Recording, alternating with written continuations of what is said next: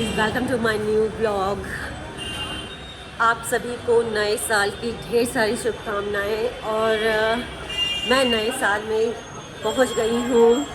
ये कार्ड हमें मिल गया, इससे आप समझ ही गए होंगे कि मैं कहाँ जा रही हूँ।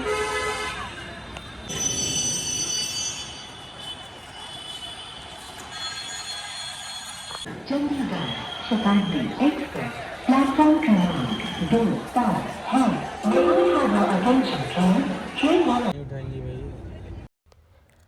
मैं जम्मू पहुंच गई थी और मैं जनवरी के सेकंड या थर्ड वीक में चली जाती हूँ हर साल। और इस साल मैं जनवरी के फर्स्ट वीक में निकल गई थी और पहुंच गई थी कटरा के स्टेशन।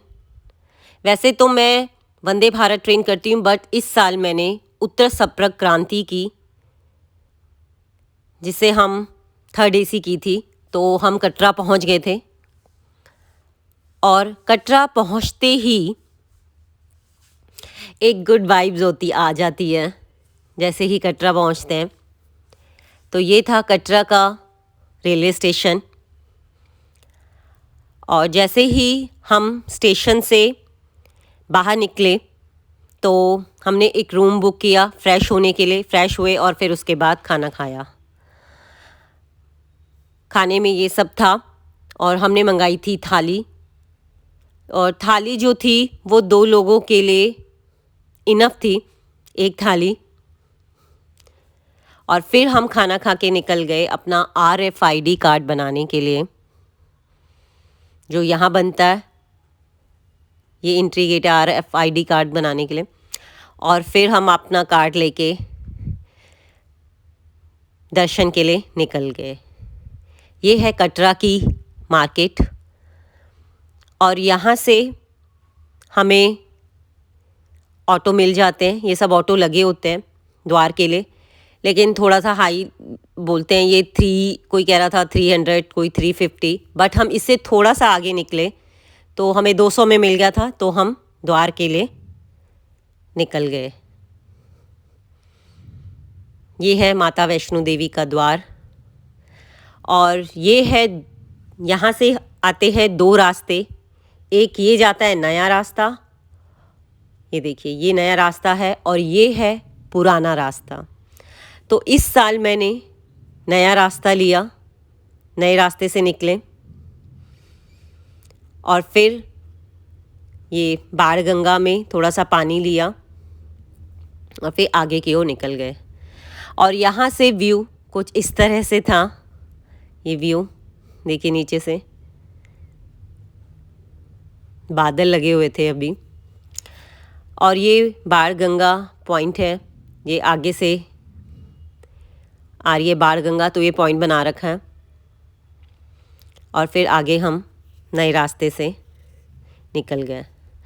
नया रास्ता बहुत ही शांत है और बहुत क्लीन है। मैं फ़र्स्ट टाइम जा रही थी अपने सिस्टर के साथ, तो यहाँ का एक्सपीरियंस नए रास्ते का कुछ इस तरह से था।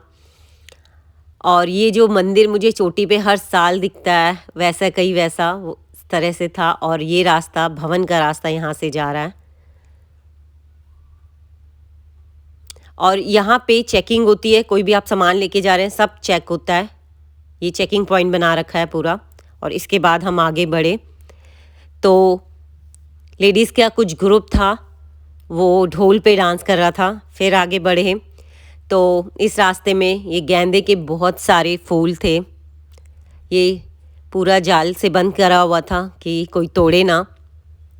बहुत सुंदर लग रहे थे, पूरा गेंदा गेंदा। और ये थोड़ा सा फ्लावर है, पिंक रोज़ है, पिंक रोज़।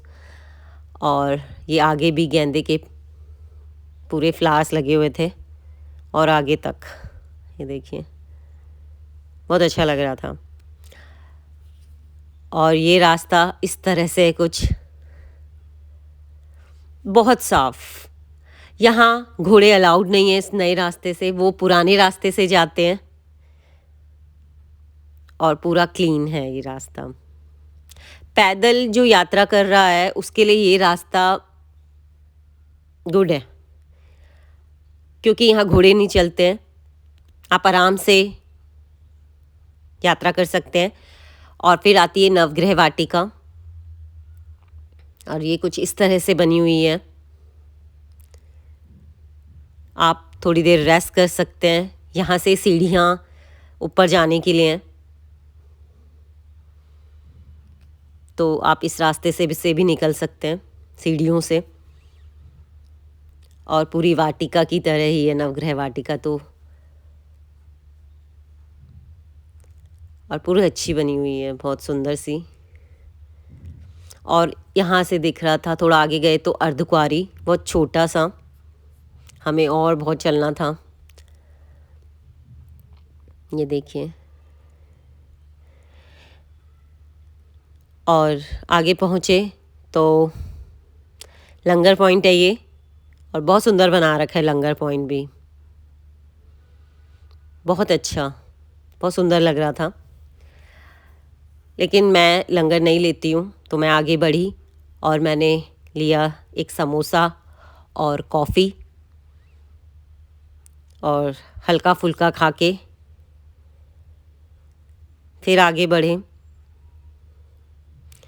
तो सनसेट हो गया था, और सनसेट का नज़ारा कुछ इस तरह से था। बादल इतने नज़दीक लग रहे थे और बहुत सुंदर लग रहा था। बट पिछले साल मैं सनसेट के टाइम में भैरव थी, मैंने भैरव के दर्शन भी कर लिए थे उस समय, और वहाँ से तो और भी अच्छा दिखता है। पूरा आकाश लालिमा से ढका होता है, पूरे आकाश में लालिमा सी होती है। और इस साल मैं अर्धकुंवारी नहीं पहुँची, अर्धकुंवारी भी नहीं पहुँची थी, रास्ते पे थी तो सनसेट हो गया था और बहुत अच्छा लग रहा था। बादल कितने नज़दीक हो हमारे, ऐसे लग रहा था। फिर आगे बढ़े तो वहाँ पे दो रास्ते आ जाते हैं। ये है लिखा हुआ है भवन के लिए आप ऊपर सीढ़ियाँ चल लो, अर्धकुंवारी के लिए आप यहाँ से निकल लो। तो हम अर्धकुंवारी के लिए निकल गए, और अर्धकुंवारी मेरे हर साल दर्शन नहीं होते हैं, मैं स्लिप लेके चली जाती हूँ, बट उसके लिए बहुत वेट करना पड़ता है।